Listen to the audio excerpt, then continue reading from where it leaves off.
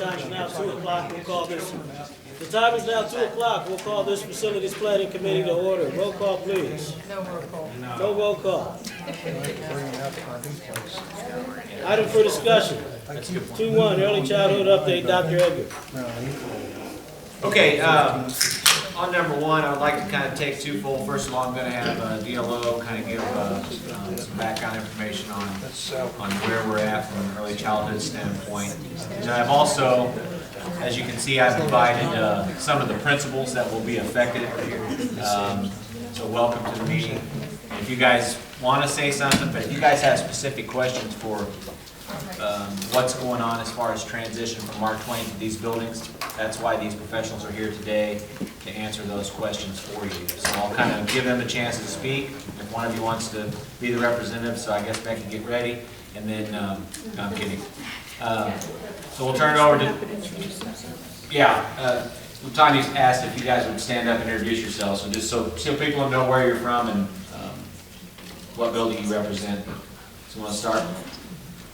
I'm Becky Evans. I am at Mark Twain this year, but I will be staying next year.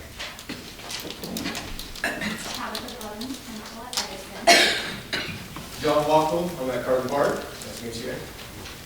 Solon Haynes, I'm at Parkway. And Jennifer Patterson, currently escaped retired. And then Heather Gladhart, and she had a conflict today, so she will not be with us, and she's the principal at Coleman. But everything's on board. So DLO, you want to start? Okay, so we are excited that we were able to announce this morning the principal at for Mark Twain. So it's me, Julie Kuhn. She currently is the assistant principal at Lake, and so she's going to be moving to be the principal at Mark Twain. So that was our announcement this morning. It was board approved last night. So that was an update. We were able to let the staff know. Again, you guys, I believe, are all familiar that we have about $1.2 million in ESSER dollars that we are spending on this expansion. So everything that's being brought forth is all being funded through ESSER dollars. We're doing weekly meetings. Every Tuesday morning, I'm meeting with Julie and Tony as we are looking at what needs to be done to ensure that we have the classrooms ready and screenings getting ready to start actually this week. So if anybody is really wanting to volunteer, I can send you a link. We still need some greeters for that. So that's exciting. That's how we actually see who is eligible for preschool, is through that screening. Staffing is, of course, always something that we're looking at. We currently need 5 teachers still, 16 paras, 2 social workers, and 1 SLP. Big purchase that was last night was the playground for Mark Twain. So as we start looking at repurposing the building, we will be looking always at things that are appropriate size for those students. The playground was one of those things that needed to be taken care of, and that was paid for through ESSER again. We're also looking at Lake because we didn't have those funds at that time. So there's going to be something coming forth for an additional playground. So that what we're trying to do is have 2 locations mimic each other. So we don't want one to be, have all this and the other one not. So we're really making sure that they mimic each other.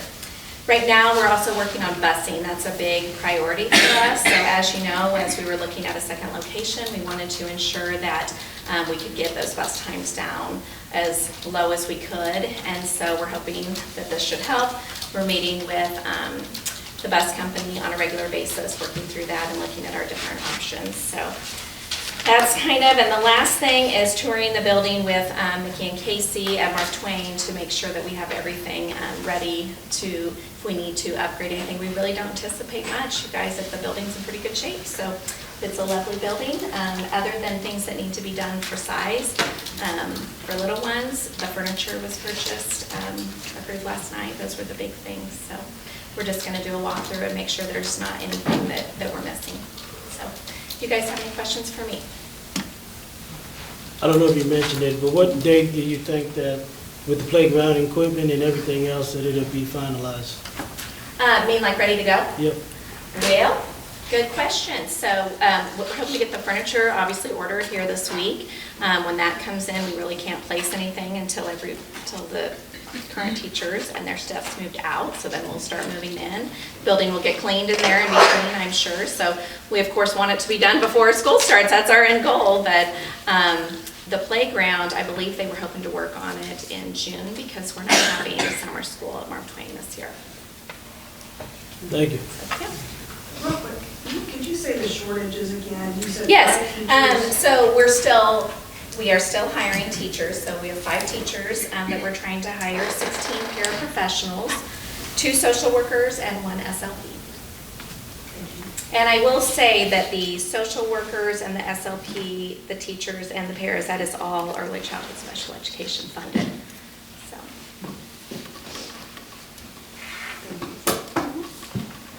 Anything else? All right, thank you. Okay, thank you, Dale.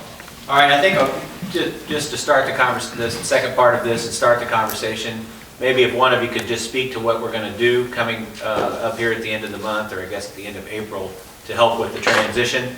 That might spark some interest or questions from the group. So I just need a volunteer who wants to do that. So we have been meeting the last few weeks to really put together a comprehensive transition plan, both on the student, teacher, and administration level. On April 25th, and all of the buildings that our students are moving into, we will have an open house where our students will be able to take their families and meet with new administration, counselors, teachers, and really get in there with the families. And then later, after MAP testing, we're going to bring in the principals and guidance counselors into Mark Twain, into a safe space where our students are right now, and bring the cohorts in so that they can meet, the students in can meet the principals and the guidance counselors, and so that they, again, will see that friendly face in case they missed out on the open house. We've talked about consistency so that, Tabitha doesn't bring in balloons and John bring in, raisin cookies or something that the kids don't like. We talked about consistency there because it is really important that we're not pitting our students against one another, that we're really all in this together in the theater schools. And so, again, we're doing this with all of our students in mind and our families.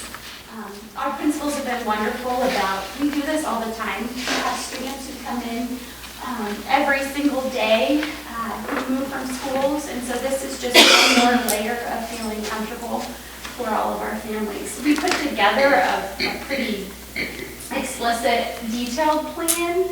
I won't go through every detail on it, but you're welcome to, if you guys want to speak to that too. Do you want us to talk about August plans yet? Yeah, absolutely. Sure. So the plan has 2 tiers. We have just like the welcoming students part of the plan, which involves like the open house and those things. But the deeper part of the transition is how do we care for the students in the way that they were being successful while they have been students at Mark Twain.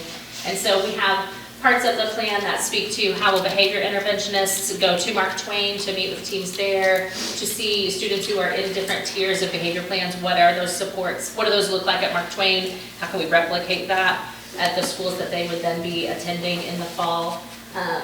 We also have parts of the plan that involve some potential student visits. If it is like a tier 3 student that needs to see some more familiar faces, we might do one-on-one student visits on those levels.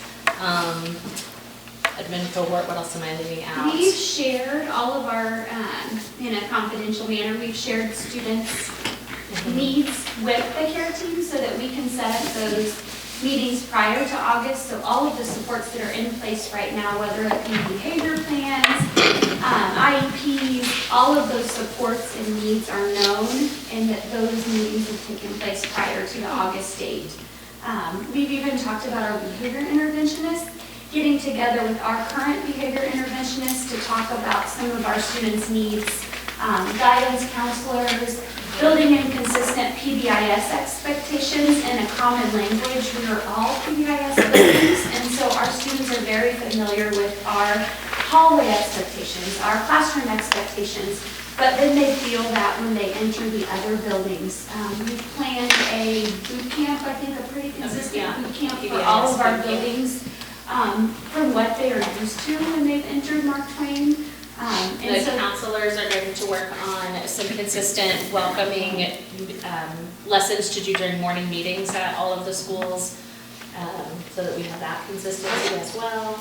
We even talked all the way down to details of making sure that, like, we had thought about the idea of giving students, when they came to our school, giving them a shirt for their new school, but then as Becky spoke to, didn't want them to then go back to Mark Twain wearing different shirts and look like a school divided, because that doesn't feel nice to kids. It was an idea we tossed around and we thought it sounded great from the adult perspective, but in reality with kids, that might tip them against one another. But instead, in August, buying shirts for our, like, for skate, buying skate shirts for all skate students, buying Parkway shirts for all Parkway students. So we have that on our plan as well, to budget for that. So we welcome any questions. Your partners, your school partners could pick you. Mr. what? I mean, possibly, sure. I love how optimistic and smiley everyone is, so I don't mean to change the vibe, but what are you concerned about? I think initially, we were just concerned about all these details, and I think our any anxieties we had about that as we continue to meet every other week and talk through any questions we have, really does bring our anxiety level down about it, because we are all on the same page and we do have a plan that we can all follow. it's always kids, you know, Yeah. we know that they're gonna be in the best hands when they go to any of our buildings. But, on a personal level, there are babies, and we wanna make sure that they are in the best hands, which is why we are front-loading all of this. But I know from I've been so incredibly proud of our staff at Mark Twain, because that's always been our priority, is to make sure that their needs are met first. On a personal level, everybody was a bit, just nervous at first, but now that we're all placed, it's how do we protect and support our students right now, and then also start planning forward and moving forward into the future. But I would not say that there's any more concern right now than a typical April before MAP testing. It's a pretty standard level of concern, I think. One challenge that I know that was brought to my attention a lot, I'm sure everybody's attention that's in the room, was in regards to staffing. Especially at some like Edison, where we had challenges hiring people, and I'm happy to report that everybody's hired at Edison right now, right? Yes, and no teachers left this year. Yeah, so that's excellent. Now, we'll speak on behalf of John. That's not the case at Carter Park. And so we've had to put some stipulations in place to not allow any more transfers to go away from there, internal transfers. And I'll let John speak to that a little bit if you want to speak to the staffing. But I think that is an issue. I mean, that's real. And, we want you guys to understand that we're not going to sit here and tell you that everything's great. But I think you're the only one facing the staffing issue right now, correct? I believe so. Yeah. Yeah, I was like, SCAPE, we're still hiring, still in interview process, we still have 2 teachers to hire to fill the new sections at SCAPE. I think it's amazing that you guys have a plan for students. My only question is there a plan for teachers so they can adapt to their new environment and with the growth of the classroom? So, we've already, the teachers, the majority of our teachers are going over to SCAPE. We went into SCAPE here, I think, was it March 1st? Yeah. And met sat in one of the first staff meetings, they met their teaching partners, there's that communication that's been made. The other teachers who are going into Parkway, have made connections and made communication with their teaching partners the same way that they would if they were going to be transferring out of a building. So yes, I feel pretty confident about that, because there's so many of them, it's almost like we're bringing a large part of Mark Twain over to SCAPE. Yeah. Well, my kids go to SCAPE, and yeah, they're super excited to meet you, so. So our next level, our next steps are, you do get down into the minutia of details, but these are things that are important to teachers. What do I need to bring? What furniture do I need to bring? They're asking. Yeah, and so that's on my to-do list next, is to think classroom by classroom, what's there, what's needed. You know, are they taking an existing classroom, or is it a space that hasn't been a classroom? What do we need, so that we can start communicating those pieces? And then I have a Google document where I'm starting to record all of their questions to make sure we can get all of those things taken care of for them. I opened the document to my staff where they could be very transparent, and their response was overwhelmingly positive. If a teacher is working at Edison, they are there for the right reasons. And our staff is ready to welcome and wrap around these students. I think we have an opportunity in our school to examine our practices because we have so many new staff and seasoned staff. So as a school, we can focus on those tier 1 academics and behaviors and start to have conversations that can drive some growth as a building, because we're all going to be examining the effectiveness of our work. So there are some opportunities here inside of Edison that the staff is ready for. Yeah. And they're happy their class sizes are pretty much all going down. Yeah. Oh, nice. As well as Kate's class size, when you have 2 sections and you add a third, you get the opportunity of class size to go down. You know, where we would have had 2 large sections, 2 grade level, 2 in the grade level, instead we have 3 sections, and the class size can come down. How do you feel about spatially at Edison? I know that was something that we had talked about. Are you gonna have to do things differently, or? Edison has historically housed many more students than it does now. We will have all of our classrooms filled. I think we are going to have to get creative on the office spaces for some of our support staff. But for example, when I was the intern there with DLO, we shared an office. We will be at capacity, but thank you to the board for our new playground, because we are going to have more out there. We'll have a playground on this side and in the back to help with the new students. I have a question, and I don't know if it's geared probably more towards administration and the board, but you guys have done a great job in preparation, but things don't always work out how we hope. What resources, how are we going, when something goes wrong or something's not working right, what do we have in place to deal with that? Because we cannot, we'll get it better next year. Because those students, those families, that's miserable for them. And you know, this is general in a lot of elementary, but as a parent whose students, when my children were younger, things that happened in the classroom that should have been dealt with, they do come home. They do cause problems at home. They do keep families up at night. They do cause families to go to counseling. And this is probably more towards any elementary, but I think there's going to be more issues in these changes because it's young people changing. How are we going to attack things when they go wrong? And they will go wrong. If we think that something's not going to go wrong, we're just fantasizing, I think, on that. There's a committee that's been formed to anticipate some of those challenges using prior data from other school closures. And Dr. Eicher kind of formed that up with teachers from each building who have experienced those challenges. And so while we cannot, there's absolutely going to be challenges, but we're trying to anticipate and wrap supports around some of those areas that might have failed in the past or had larger challenges.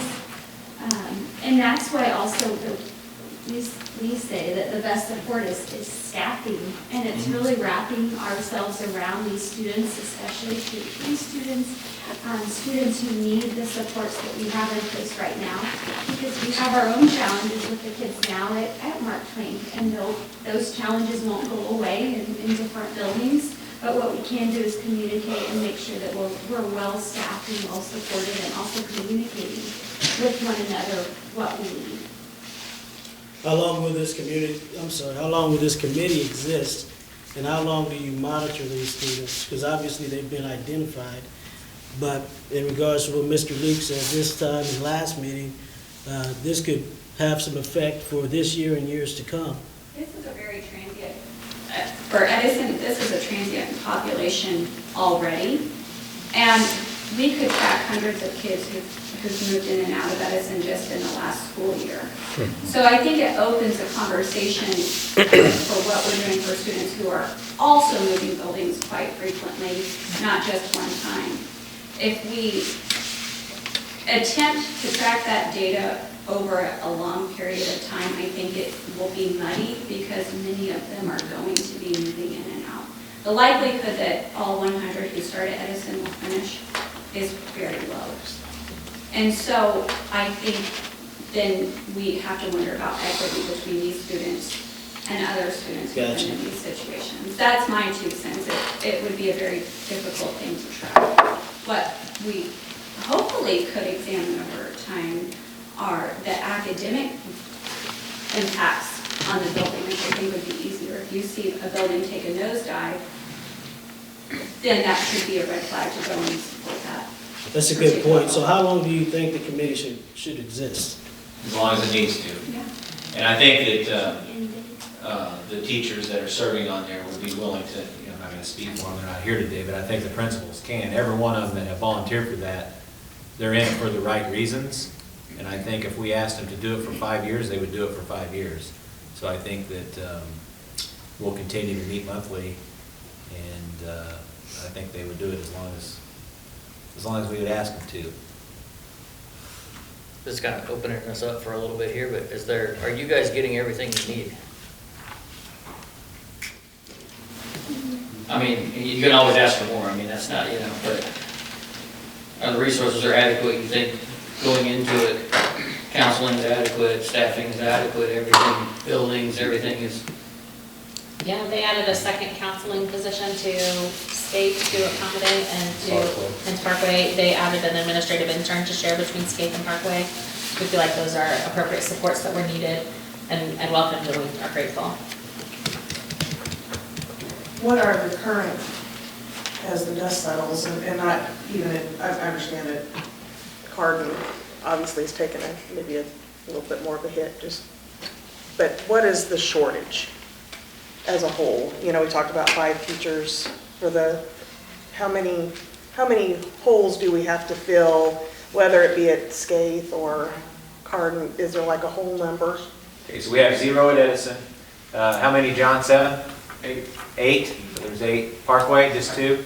2 right now. 10, SCAPE is 2. 12, and then how many you have at Coleman? 3, 4, 15. And that's just teachers? Yeah. Classroom teachers? My aim is not due to adding Mark Twain students. Oh, yeah, you got Right, it. and I get that, but I mean, it's obviously going to be something that you have to contend with. It is a factor in this when the Absolutely. reality hits. And 3 of them are new sections. And that's the same way at Coleman as well. We're adding 3 new sections. We've actually increased our enrollment from the beginning of the year by over 40 students. And so our numbers in our first and second grade classes have continued to grow, and we need to have a section no matter whether students were coming from Mark Twain or not. So that's part of the reason why we have additional sections being added as well. And I would tell you from an HR standpoint, that's not too bad, right? From a teaching standpoint, that many openings, we've had a lot more at this time of year. Okay. Social workers, paras, counselors, all that stuff is kind of not a big concern either, Well, or is that a concern? Elizabeth, social workers and paras or counselors, you're good, right? All the counseling positions for these are filled. I actually only have 1 current counseling opening, and it's not involved in the schools. Social workers, I'm still working. We have a team of elementary social workers that are split amongst buildings. Currently, that is fully staffed. Paras? I was You guys surprised got- at the 16, that'd be a low, I was like, 16? Yeah. That was a big That's number, but. dependent upon the building and the needs of the students, and, I mean, we add those all the time due to student needs with our special education students at It's a anywhere. revolving door, It is. that position, it seems to be. I mean, we're thankful that we get someone that sticks around and stays in that. So we're constantly hiring paraprofessionals. So that number, that sounds really high, but that was just for early childhood. But that's because when we add classrooms for every classroom, there's a teacher and a para. And then we know, some students are also a para. So. Have we ever thought, and this is a little off base, but it just came to my mind, have we ever thought about promoting the para jobs to the families of the schools and make a big push towards that? Okay, I just was curious, especially in this situation, reaching out directly. Schools will reach out to families in their building and say, hey, have you ever thought of, we have got some really good paras that way. So. I mean, that's the greatest incentive for that job, is to be around your kids. Yeah. And I just was wanting to see if that was something that was done. Anything else? Well, we appreciate the dialogue. Okay, go ahead, Mr. I just want to say that the group has been working on this. Thank you very much, because that's the thing I was concerned about from the very beginning. I want this to be a soft landing as much as possible. I feel like you guys cannot do too much. You cannot go overboard on this. 50 years out of the St. Joe school system, but I would have remembered at 4th grade or 5th grade this type of thing happening, and it affects the rest of your life. And I'm really glad that you guys are going overboard, and I think we continue to, every single one of these students are impacted at the schools that are receiving them and from Mark Twain. So I thank you very much for that and tracking it, and I hope we can even do more. I want to be over-exaggerated about this, because this is the first way we can change the perception of how we go about repurposing schools and moving students around. Because we're going to go the extra mile to make that landing as soft and meaningful as possible to especially the students, but also those parents that are involved. So again, thanks for this effort, and we're coming into the home stretch. We really need to blow this up before the end of the year, so they all start looking forward to their new schools, staff and everyone. So keep up the good work. Thanks.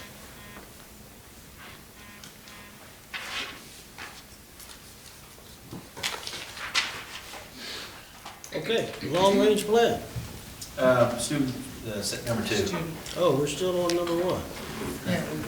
So number 2, I'm going to ask Bethany Clark to come forward. She's going to talk about students from Coleman to Field. So I'll let her go ahead and speak, and then.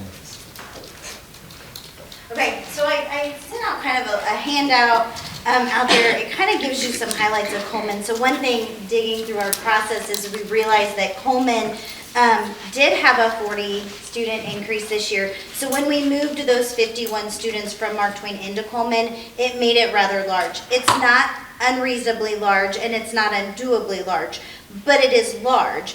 And when you look at the neighboring school of Field, it is very small. And so when you start to compare what those class sizes are going to be at Coleman next year and what the class sizes are at Field, you can see a pretty large discrepancy there. There is a border that they share, and so I highlighted the free and reduced lunch rate at Coleman. It's calculated at 100%, but then the state gives us this formula and it comes out at 78, so it's 78 to 100%. Field's free and reduced lunch rate population is 32%. You can look at their administration, you can kind of look at what resources they have. So when you stop and think and process that information, I want you to think about what would be good for kids in that situation, and how well we have planned this transition from Mark Twain to those schools. Could we simultaneously plan a transition from Coleman to Field at the same time, and creating better learning environments in both of those schools? So allowing students to raise some class sizes at Field and lower some class sizes at Coleman, and kind of creating some optimal learning environments. So I just have given you kind of that one-page document. It kind of outlines projected class sizes. Those are projected. Kids do move over the summer. And then some thinking points on where we have space and where we have some resources that we can still utilize. And then I talked last month a little bit about that Ashland line, because it makes sense to move those students there. And roughly, I just put in there, it'd be about 44 students giving the movement in and out. So that's what I have given you. Any questions? Can I answer anything?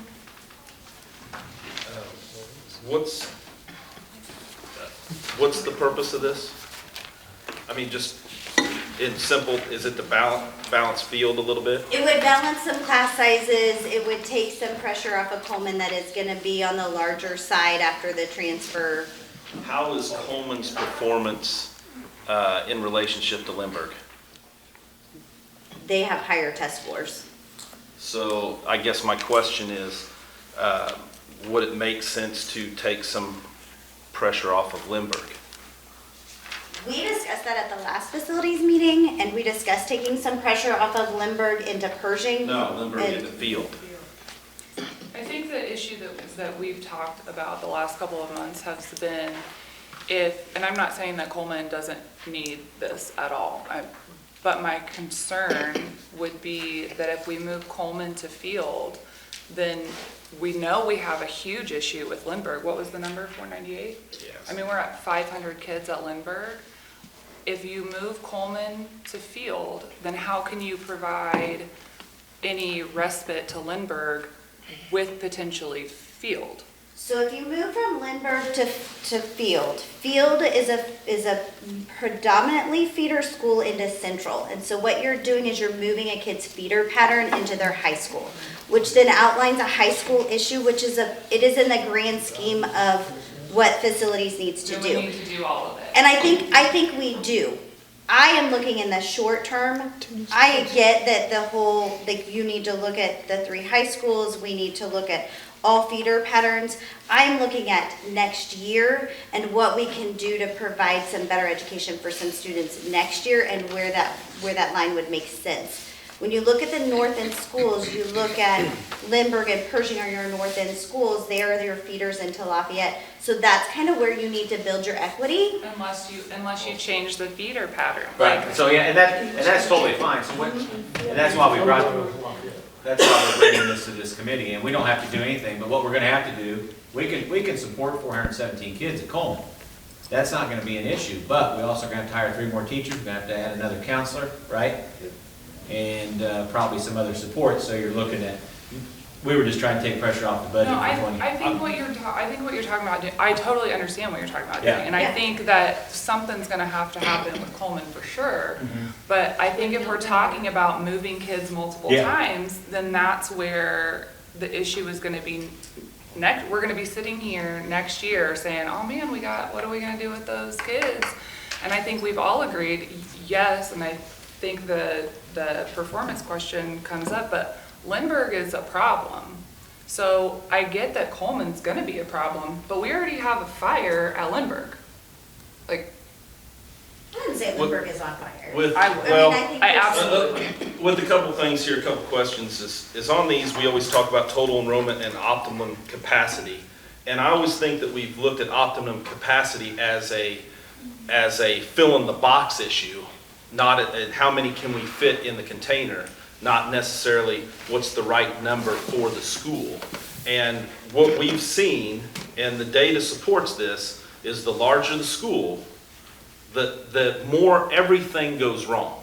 So I think that one thing we need to do as a committee is we need to figure out what's the optimum amount of kids that we want in a building for performance, attendance, and build backwards instead of we can fit so many here, let's see what happens and let's throw more interventionalists at it, let's throw more this at it, and go backwards. I believe in that because a key indicator, if you go back 20 years of data in the success of schools, is staff retention. The schools that have been successful over the last 20 years have not turned over a lot of staff. And that's not the case at Carden Park and Lindbergh. And we all got an email last week stating that. So I guess my concern is if you got a little problem here, but you got a big problem here, I'd like to go after the big problem. And then what I fear is with the feeder and all the talk, and I understand that as good as any, what happens if we do this next year and then, or this year, and then the right thing to do in the long range plan is to move them again, how many are going to argue, well, we don't want to move them twice, and we don't want to do this, and we're doing the same thing that we've done in the past. So, like I said, and Lindbergh is a problem. And I'm not trying to hurt anybody's feelings or saying nothing's going on, but they're struggling. They've been struggling. Those kids struggled when they got to Ruby Doo, and those kids are now struggling at Lafayette. And I just hate to see, let's make this is a little problem, let's make it better. We'll worry about that one later. And I think that what I mean by, I'm gonna circle back to it being on fire. I think you have poor test scores at Lindbergh. You have staff that are frustrated and tired. And so what I would propose is that this isn't piecemeal, that you bring in all of the principals and get their input on what they think should happen and what it should look like, and let them solve some of the problems. They know what they're doing, they know their kids, they know their communities. Yeah, and it's the same. I hate to see more kids going to Carden Park because, like I said, there's a lot. The staff are wanting out for a reason. And I'm not saying anybody's doing anything wrong. I'm just saying that those are let's be honest, those are challenging students. It's challenging situations. And if it wasn't as challenging, there wouldn't be the turnover. And there's a little turnover every year, but you can tell where there's more challenges by turnover.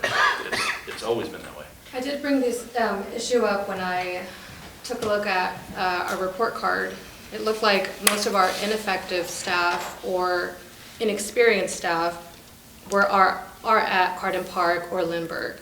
So when we're throwing in new teachers that lack the experience and we're throwing them into a school that has so many behavioral issues or kids that are struggling with, their home situation, then obviously they're going to want out. And that's one of the things that I would like to do is make it equitable. But I do know a lot of administration has said that it's not also fair for teachers who have been here for so long to say, hey, now we have to move you where the need is. But I think there has to be some type of equity because our teachers are wanting to leave when they're coming in so fresh and then they're being thrown into something that they really don't know how to handle. So are you saying that we should move teachers around, force them to move to different buildings to cover? I think it's a complicated issue. I think we have. Because I think we have more of a problem finding staff. Right. When you say ineffective teachers, I don't think that's not a fair statement. I also think that we're ineffective on how we judge success in some of these schools because we use the same baseline for everybody when, yeah, this kid at Carden Park or Lindbergh might be under, but where he came from at the beginning of the year, and I think we've got to do a better job of assessing that data from how much growth we have in a student versus how they compare to everybody across, because I think you can have one of the best teachers in the building. If you look at their state data, they look like a terrible teacher, but if you look at where those kids started to go. So, I mean, it's a complex issue. There's a lot of things going on, but this just is, I understand the purpose of this and the short-term gain. I'm just kind of concerned that, like I said, we've got some big problems in other places, and I know we don't want to kick the can down the road, but this kind of feels like we're doing that. And I don't mean ineffective as in that they're not good teachers. I'm using the wording from the report card. Yeah. So in the report card, when you look at it, it says ineffective and I think it's like the inexperienced or the ones that are freshly coming in. And that's one of the things that I kind of circled because I was like, wait a minute. Our Title I schools are the most in need and we're sending almost all of our teachers there, our new teachers. Mm-hmm. Not that it's all of them, but a large majority of them are going there. So I think it's a problem, but it's a double-edged sword because you can't move the teachers who are experienced and force them to go somewhere they don't want to go either. But I think that also can. And we've got to do a better job of incentivizing those jobs to where a teacher might take that challenge, want that challenge. You got a question? Yeah, the 44 kids that are going to be moved, is there room for them to just remain at Coleman? Is there enough classrooms? Yeah. We will be, our classrooms will be at capacity being used. We're kind of in the same situation as what Mrs. Blevins shared at Edison, looking at revamping some spaces for offices and whatnot, but it will definitely increase where we are now, but by adding those additional sections, it does decrease class sizes, which is a good thing all the way around. It would add a second counselor, which that's not currently the plan, but we would be over the line where we would have to add another one, so that would be an additional space. Do you believe that would be the only support that you would need? Or we'd have to evaluate that with those kids coming? Do you think the counselor's the only thing you would need, or would we need anything else? I know the class sizes. Sure, I would want to probably just take a look at that a little more before I said specifically. So in regards to students from Coleman to Field, do we have any more questions or comments for Ms. Bethany Clark? Mr. Reader? Yes, this is, goes back to the pervasive poverty discrimination perception and practice we have within this town. And so you want to take the air out of this conversation, a simple way, it seems like to me, would be if we're going to change feeder patterns, let's take the air out of the room by saying Gene Field should start being a feeder school to Lafayette. It's a lot closer to Lafayette and everything like that. I've always thought that. But no, that group of people do not want their kids to go to Lafayette. They want them to go to Central. But all we have to do is redo that boundary and say it. So then that's going to take pressure off of the Lindbergh kids, because we can move a bunch of Lindbergh people over to Gene Field, which is undermanned, or we have plenty of room to put about 100 kids in there, right? I'm not so sure we can't move some Lindbergh kids. We'd have to go back and talk about it, but I don't think that's a bad idea. I mean, that's why we have these committees, to present this kind of information. There's a group over by Webster. Yeah. Just right down there on 18th Street that would probably They could walk fit that. Yeah. So let us do that. We'll go back administratively. We'll get, and we do have, man, I'm terrible. What's Eugene Field's principal's name? We do have Darla in on the conversation now, so we'll just pull Mr. White in on the conversation, and we'll meet again, and that's not a bad idea. That would help fill up Rubidoux as well. If we can do it to where, see, right now, School for Rubidoux and Lafayette. and right now with Coleman and Ashland, see, you'd have, it was easy because Ashland just splits off, and then you almost could guarantee that those people will be affected again, you know, when we go change the boundaries next year. And I think we could do that with Lindbergh, like you said, I think there might be let us look at it. Let's look at it. I need a clarification when we talk about feeder patterns as it relates to high schools. Uh-huh. We ultimately don't force you to go anywhere, right? Right. That to me, that means nothing to me. I don't know. I might be in the minority there, and I think it would be different if we did. To me, that's a moot piece to the conversation.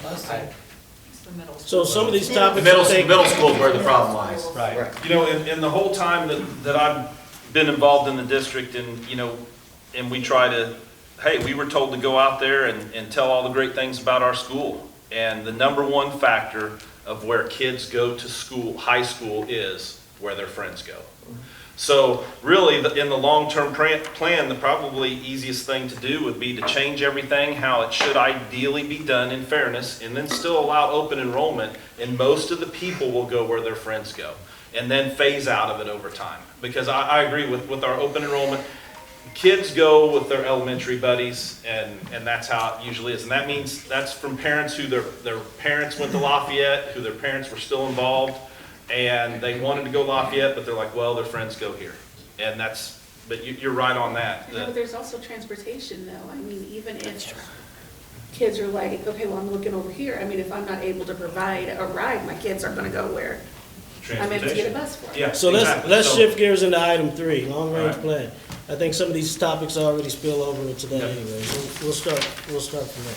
Okay, so as far as the long-range plan is concerned, I had mentioned to you guys that we would meet administratively. I want to start by saying that it's just the superintendent cabinet is the only people that have been involved in this conversation at this time.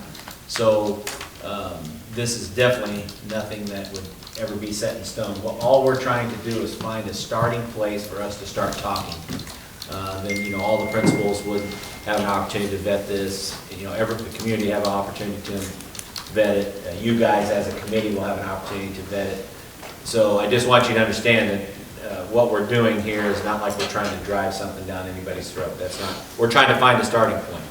And so we met for about 6 hours on on March the 6th. It was a great meeting, but we ended up we had groups of, we had 4 groups. Some had 5 and some had 4, and we ended up in different spots. As you could probably imagine when you're talking about the grand scheme of things of what needs to be fixed. And so with that being said, there were a lot of similarities. There were a lot of things that we felt administratively that we agreed upon needed to happen and needed to happen together. You know, like the boundaries and the feeder patterns and the middle school restructuring, and a lot of those things were in agreement. And so what we did is I reached out to DLR, who actually had put the plan together before. You know, we talked about putting a plan together. It's just kind of out of the scope of our expertise, I guess, so to speak, from an administrative standpoint. It was a little more than I thought we should take on. And so they agreed to look at it, you know, at no cost at this point. And he took all of our ideas. I mean, we had papers all over the walls, and he took pictures, and he took it all back, and he's supposed to be devising something for us. So in the next couple of weeks, you as a committee will get that. And then you know, and that's what will drive the next meeting, the April meeting. The good thing is nothing can happen going into 23-24 anyway. We're too late. And so all this stuff's going to have to be planned in 23-24. So we'll have the whole year, not the whole year, but at least a semester, 8 months to kind of talk about where we're headed. But the question that got brought up in regards to boundaries, that has to be fixed. How you fix it, you know, I don't know. That's the question that, you know, that's the $1 million question. Do you get rid of open enrollment? You get rid of open enrollment, a lot of people are going to be upset. Can it be equitable? Absolutely, it can be equitable. It can be equitable with 3 high schools even. But those 3 high schools, 1,100 kids need to go to Lafayette. And 1,200 kids need to go to Central. And what's that going to do? You know, what's the community going to do if we force that to happen? I'm all for whatever you guys want to be for. I'm up for the challenge no matter what. So just know administratively, we'll do what everybody wants to do. We were trying to think about something that the community could, everybody could wrap their signature around, so to speak. So that's kind of where we're at. And I would like to just know if there are any other priorities that you guys would like us to pass along to DLR, just so we make sure that we have everything there. But really what we're looking for right now is just a footprint. We just need some place to start so we can start talking about it and making those hard decisions. I have a priority. Yes. I just want it to make sense. Yeah, and that's what's hard.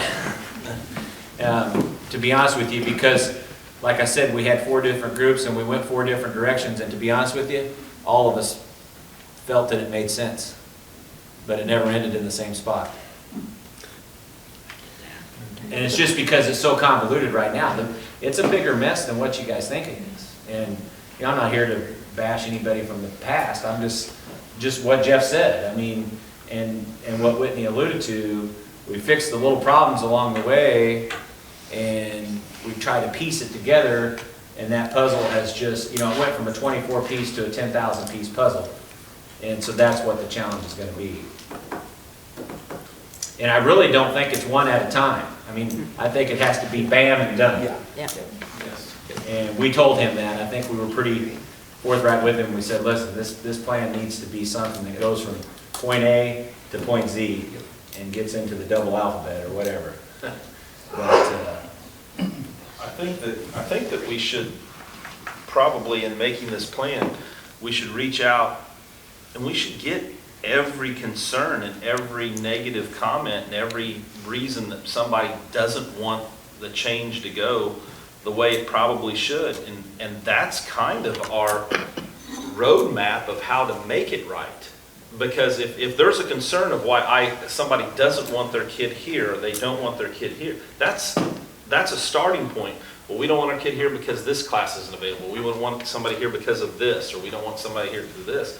I think that's a pretty good map is to get all of the concerns out there, or try try to have, I mean, this town's very willing to give criticism and to make complaints.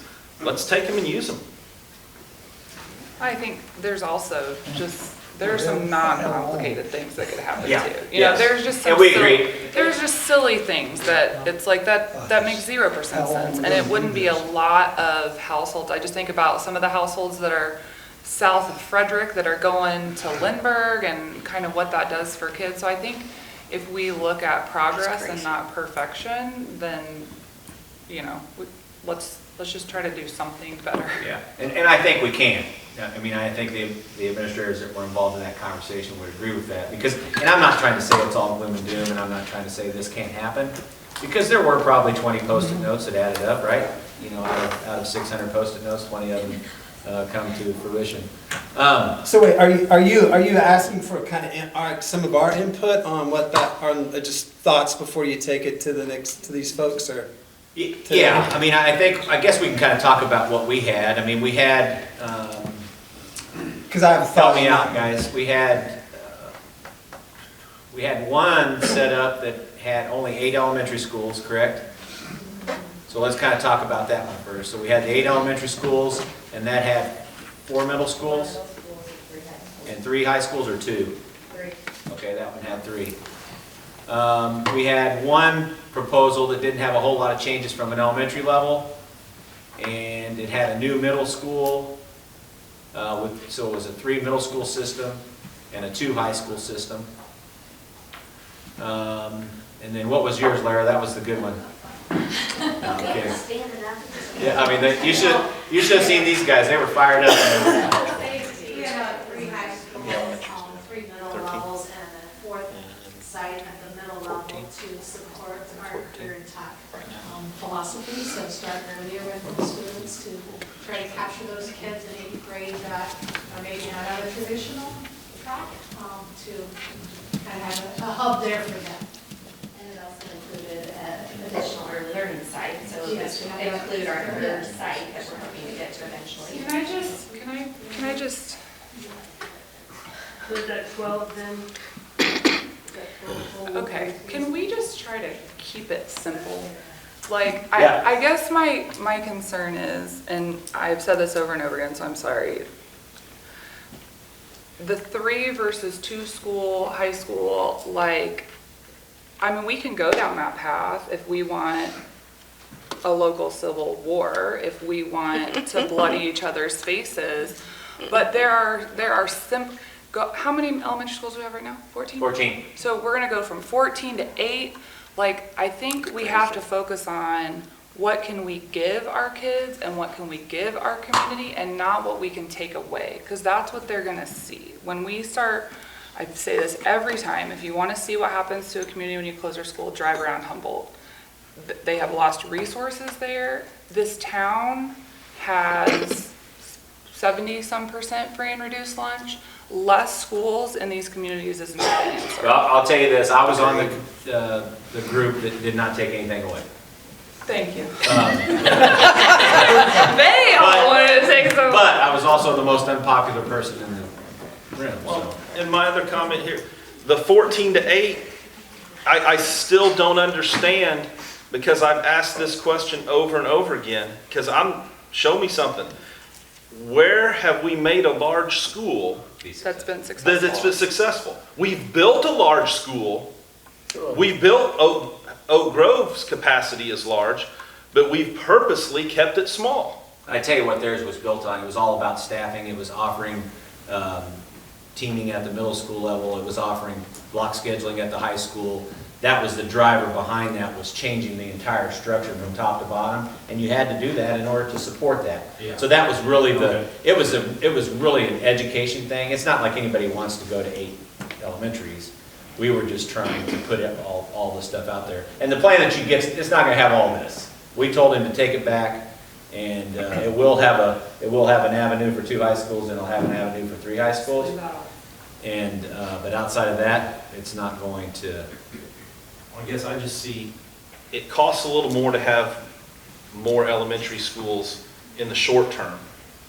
But in the long term, I think it costs more to have less elementary schools. If you look at again, if you look at our performance rates and our attendance rates alone, and that's our source of success and our source of revenue, at the schools that have gained a large amount of students, the attendance is dipped bad and the performance is dipped bad. And I also think if you go back to the different model to where it's relationship building, then that is going to fix your attendance problem. So you start building those relationships in those larger elementary schools. You have a middle school, I'm telling you, you have a middle school team if you have the resources around it. Right now, we can't wrap the resources.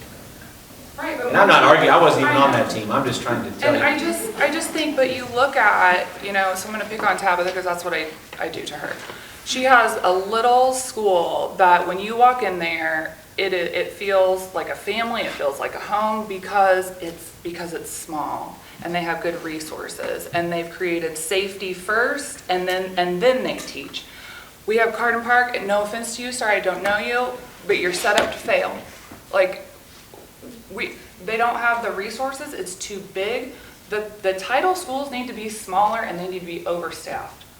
So I just think if we want more for our kids, taking things away is not gonna be the answer. Yeah. Well, I think there's definitely a plan for you. Well, I think Again, the smaller schools are showing current success. When we closed Webster, it was showing success. I mean, that smaller format and the struggles in our schools, Nat Lindbergh and Carden Park and really Hosea before, when the change was over, there was a lot of struggles attendance-wise and performance-wise. I mean, You don't think demographics has anything to do with that? absolutely. Absolutely, but demographics at Webster or demographics, in some of those smaller, the demographics at Edison Lindbergh, same demographics, So- 200 more kids. we got a couple of people that I think might have wanted to leave a comment. Mr. Hine, did you have something to say? Well, yeah, and I know that, again, you talked about having a civil war over two schools, but to me, I think that solves some of this issue with this redistricting. I don't think it would be as big a deal if Gene Field, if you sent them to Rubidoux, if they were all going to a brand-new school called St. Joe North, where all of those kids went, and that would be a thing. To me, that is pretty simple, because your junior highs go south to north, and you can have two of them go south, two of them go north. I don't think our schools, as central is, terrible. I get text messages from my friends that teach there, and they're like, we've got one bathroom that functions in this school today. I mean, that's what our kids are getting used to in these terrible facilities. They're old, they're 100 years old. If not now, when? I know that last plan was bad, and it was not a good plan. We can come up with a good plan that benefits every kid in our town with new facilities. I think that is something that we need to do for our kids, for our teachers, for our town. And I just think that it would really solve some of these zoning questions that we have, or which kids go where. It would solve a lot of things, I think, for us. What we have is not sustainable. We're pouring money into these old schools. They've had a great 100-year run, but I think it's over. And we need to, if not now, when? When would we do something new for our town? I think we could do, we need to stop looking at it as either or, like we're either concentrating on, and I applaud what you guys are doing as far as behavior and early childhood development. Those are the things that we should have tackled first when we did Vision Forward. Those were the priorities. So it's not that or facilities, it's that and facilities. And so I applaud what we're doing. I think we're going in the right direction, in the right order, but eventually we're going to have to deal with this. And I think that's the direction we need to go. It's what we have is not sustainable. These old schools, we can't keep pumping money into these old things. It's not physically responsible for us to do that. I just think that's the direction we need to go. So when you guys are putting stuff together for our kids, for our teachers, for our town, I mean, we need to do this for our town. And if we don't, then it's going to be death by 1,000 paper cuts in this town, because people are leaving, and you can say they're not just leaving because of the schools. People I know are leaving because of the schools, and it's not just the facilities, but that's a big part of it. while people are leaving in our town. And I know because every time I say something like this in here, I have people from the district that can't say anything that come up to me and they're like, thank you so much for saying that. We can't say this. And they see it and they know what's going on. And so I understand how people feel about the 3 schools. I agree with you on the smaller elementary schools. I agree with what we've tackled first with behavior and early childhood development. 100% behind that, but it's not either or, it's both and. It's what we're tackling now and new facilities. And so I just feel like I needed to say that as you guys are putting stuff together. Just 100% believe that's the direction we need to go. Dr. Ecker, do we have the bonding capacity for 2 new high schools? We do not right now. Yeah, I think, again, I proposed this before when we first started, we'd have to do a bond, and again, We're squeezing blood from a turnip in this town. Exactly. Blood from a turnip. I believe we can do it. I believe in this town. I believe in St. Joe. I think we start with Next year for school board. We believe St. Joe. We start with St. Joe South, and we build a brand new school. We buy the land for St. Joe North. That way we know that's coming. We give Buy people the land for the promise of tomorrow? Yes, we give people a vision. We give people a vision for this town. Okay, so We give people a vision for the town. A 10 or 15-year turnaround. Hey, we're gonna get you. Okay. Hey, define long-range plan. What, Yeah. there's a lot of answers to We're that. gonna but get What to does that in just a long-range mean? second. Let's, You know, I think our problem in St. Joe is our demographics don't match up with our buildings. Our buildings were built, like he says, 100 years ago. The location of the population was so much different then. You had the north side, you had wire rope, you had the brewery, you had a lot of different, you had railroad people lived up there. On the south side, you had railroad people, you had the stockyards, and there was no east side. Everything stopped at 36th Street. So all the schools were built in that area.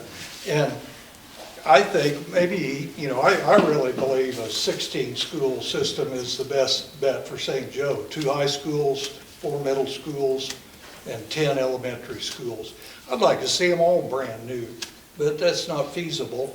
However, I do believe for every high school you build, you could build 5 new elementary schools. So I think we should look at building new elementary schools. And another thing, that going from 2 high schools, from 3, that was my goal too. But I've lived here my whole life, and it just seems like people just won't let go of having 3 high schools. They won't let go of it. They'll never support 2 high schools. part of this committee is to consider everybody's ideas. Yeah, all ideas are valid. I don't think we're at the point where we are gonna make this decision yet. No. I'm glad we had the discussion. How does anything help academics? How does anything new help academics? It's a dead horse. How does a new building help our academics? I think what you guys. This is a facilities committee meeting. Okay. I think what you guys have done with Vision Forward has worked really well. You really got a lot of good feedback, and really you took the priorities that came out of that, and you've made a lot of progress. And I felt like there were still somewhat, like from the public, in terms of not getting into this discussion. And so I think through the long-range plan, you really need to consider using Vision Forward and really engage the public and get that buy-in. That's exactly what our driving force was during our meeting, and we told that to DLR, and I'm glad you brought that up. I should have said that before, but that was our driving paperwork before we started our conversation. My feelings are, if the American Family Insurance Building would have been the new Benton, that would have worked. That's just my opinion. One thing I'd like to address about that's just clarification, and we've talked quite a bit. Because I've always talked about the 3-school format, doesn't mean I'm not for new schools. And I don't think that's an either or. What I'm concerned first is I don't like to look at what we can do and then do something. I want to look at how we want it and then make it happen. So when I keep talking about the size of the elementaries and all that, I want to figure out what is our optimum building look like for student achievement, for student success. And that's an elementary, middle school, and what I've said is show me where 2 high schools is better for students than 3. But as far as the new school, we should constantly be upgrading schools. And that in a long-range plan, there should be a long-range plan out of what schools we're going to plan on replacing in 20 years or 15 years and 20 years. And so I just want to make sure that just because I may prefer the 3-school setup now doesn't mean I don't think that we should be building anything new. I think it should be a constant upgrade. I just think there are so many problems right now that when we go straight to, we're gonna build something new. Well, we're gonna build something new and we're gonna put kids that are struggling and teachers that are struggling, and I just don't think that's gonna be a silver bullet to say, oh, well, I'm gonna get my hair pulled and my face kicked every day, but it's gonna be in a nice brand new building. I don't think it is either. And I've said, I don't know how many times I have to say, dealing with behavior that I know Gabe is doing and working on, dealing with early childhood development, which I think is going to help behavior, those are the things that we're tackling first. Those are the things that matter most. But new facilities is something that we need to look at, and it's going to make a difference. Well, I mean, you don't really have 3 high schools in St. Joe, you got 5 high schools in St. Joe. You got 3 public high schools in St. Joe. And then you got kids that go to Mid-Buchanan because they don't want to go to St. Joe. And you got kids that go to Savannah because they don't want to go to St. Joe. That's. And I think we also have to consider the students' input. There's a lot of students that go to athletic meets at different schools and they come back and they say, how awesome was that school? A lot of the students that I've talked to want new high schools. It's really about how the students are going to be comfortable, the staff are going to be comfortable, but I do understand that they're not going to fix all the problems, but I do know that we're working on fixing the individual problems that are standing out, and then hopefully we can create a plan. What did you say the timeline? Once we get a starting point, and that's a good point, Asara, I'm glad you brought that up, students will be starting to be on this committee, they're going to be part of that discussion. Let me get back to Brett's question, what does a long-range plan look like? It starts, it has a starting point and it has an ending point. And we feel like it's important that it doesn't make any difference which way you go, but you have to start on one end of the spectrum or the other. We've talked about the middle school bottleneck issue that we've had. It's really hard to wrap your head around the concept of starting in the middle and then which way do you go after that. So I really think, so the boundaries are the first issue, I think, and the feeder pattern, the open enrollment. I really think that's number 1. And then number 2 is probably your middle school, and then number 3 is probably your high school issue. And how you get there, it really doesn't make any difference. But I think that all has to be part of the plan. I think what's happened is we've tried to make one piece of that, the plan, to move something forward. We have to have all the pieces together. And we have to stick to that plan. And it has to be systemic from top to bottom. And you know what? If you get to the end of the thing and you fail, then you start over. But one thing we can't do is start and then go left and then go up and then go left and then go down and then go back right. And I think that's probably been our biggest issue since I've been here, in the couple of plannings that we've had.